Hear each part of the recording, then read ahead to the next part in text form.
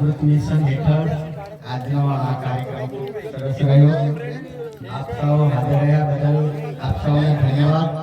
અને તડકામાં બેસી કેટલા ટાઈમથી બેસીને રાહ જોતા હતા.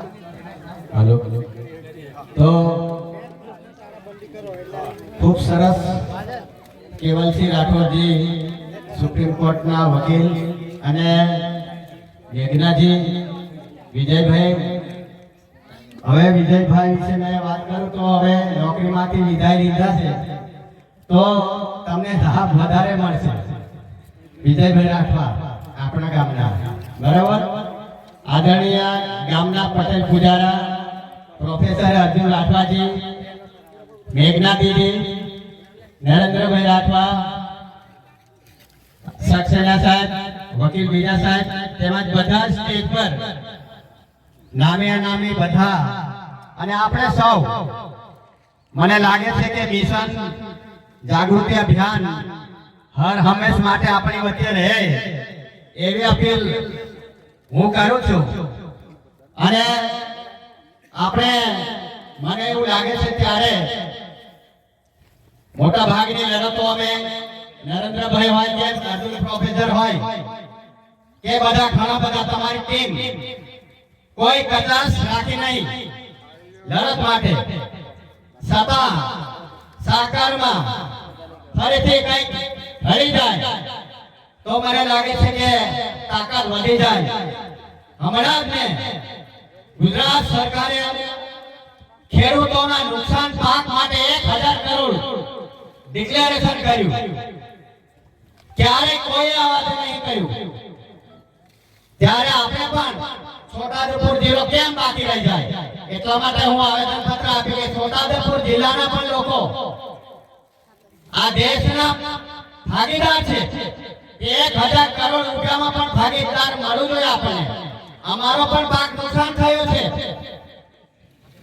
એમાં અમને મળવું જોઈએ એટલે આવેદન પત્ર હમણાં મેં આપ્યું.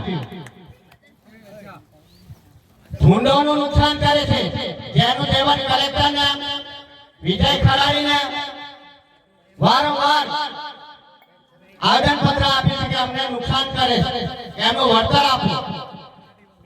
નર્મદાનું પાણીની વાત ગામનો તમારો પટેલ સાક્ષી છે.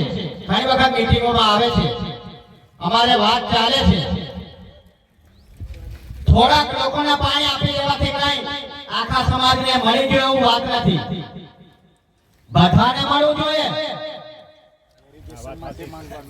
અને આવેદન પત્ર વારંવાર આપીએ છીએ. હવે નવી દિશામાં અમે લડત ઉપાડી.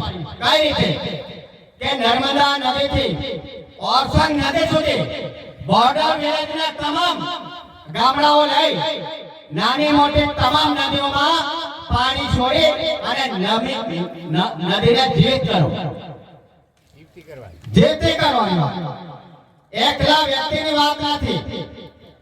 પાણી છોડી દેવામાં આવે ત્યારે પૂર્વથી પશ્ચિમ દિશામાં વહે અને એમાં પાણી જીવિત નદીમાં હોય ત્યારે કુવામાં પણ પાણી આવે, બોરમાં પણ પાણી આવે, પર્યાવરણમાં ઝાડમાં ભીડમાં પક્ષી જીવ બધાને પાણી મળે. એટલે આપણે કામ બધા માટે કરીએ. છતાં પણ હાલમાં મુખ્યમંત્રી છત્ર ખાતે આવ્યો, મોટી યોજના એ લોકો લાવી રહ્યા છે બોર્ડર વિલેજમાં અને મોટી કેનાલ એ લોકો કાઢી એમના વિસ્તારમાં એમપીમાં સિંચાઈ માટેનું પાણી આપવાના છે. ત્યારે આપણે ફરીથી એ પાણીનો લાભ પણ આપણે મળે એવો આવેદન પત્ર આપણે આપવાનું છે. એટલે વારંવાર નાની મોટી લડાઈ હોય ત્યારે અમે બધા સાથે મળી લડતા હોઈએ છીએ.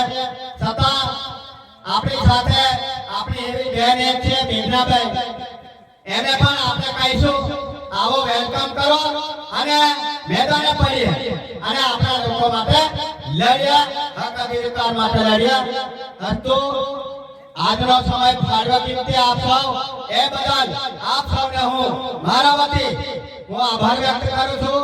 જોહાર, જય આદિવાસી. અને બીજું આવતીકાલે 32મું આદિવાસી એકતા સાંસ્કૃતિક મહાસંમેલન ગુજરાત લેવલનું નસવાડી એકેડમી ધીરજભાઈ તીરંદાજી એમની તરફ છે.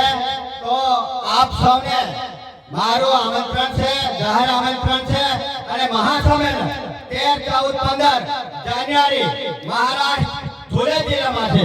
તો તે પણ રાષ્ટ્રીય લેવલ પર આપણું મહાસંમેલન હમીરપુરા ખાતે કરેલું એવું જ મહાસંમેલન ધુલિયા જિલ્લા મહારાષ્ટ્ર ડિસ્ટ્રિક્ટમાં છે. તો આપ સૌને તેમાં પણ હાર્દિક આમંત્રણ, જાહેર આમંત્રણ છે. સૌનો આભાર. જોહાર. જય આદિવાસી.